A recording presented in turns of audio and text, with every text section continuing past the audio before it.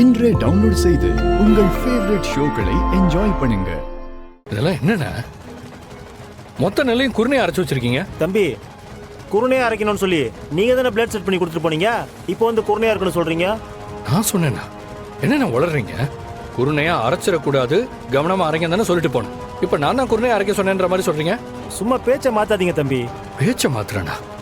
யோ, செய்யறதெல்லாம் நீ செஞ்சுட்டு பேச்ச மாத்தாதீங்க என்ன சொல்ற? தம்பி, கொஞ்சம் மரியாதையா பேசுங்க. யோ, இன்னும் கொஞ்ச நேரத்துல அரிசியை டெலிவரி கொடுக்கணும். எல்லாத்தையும் குருணையை அரைச்சு வச்சுட்டு பழி ஏன் மேல போடுற? உனக்கு என்ன மரியாதை? தம்பி, கையெடுங்க. நிறுத்துங்க.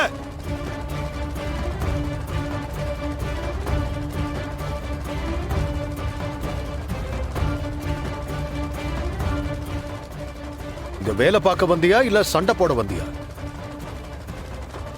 என்ன பிரச்சனை காள? நேத்து ராத்திரி தம்பி வீட்டுக்கு போறதுக்கு முன்னாடி 100 மூட்டை நெல்லை தவிட்டு குருணையா அரைக்க சொன்னாரு. ஏன் மிஷின்ல பிளேடு கூட செட் பண்ணி கொடுத்துட்டு போனாரு. நானும் அவர் சொன்னபடியே அரைச்சு கொடுத்துட்டானுங்க ஐயா. இப்போ வந்து அரிசியா தானே அரைக்க சொன்னேன், ஏன் குருணையா அரைச்சிருக்கேன்னு சண்டை போடுறாருங்க ஐயா. இல்லைங்கய்யா, நான் அரிசியை தான் அரைக்க சொல்லிட்டு போனேன். அப்படிதான் பிளேடையும் செட் பண்ணி கொடுத்துட்டு போனேன். இந்த ஆளு குருணையை அரைச்சிட்டு நான் தான் அப்படி அரைக்க சொன்னேன்னு பழி ஏமலை தூக்கி போடுறான். காள, இன்னைக்கு அரிசி மூட்டையை தான் அனுப்பி வைக்கணும்னு கதிருக்கு நல்லா தெரியும்.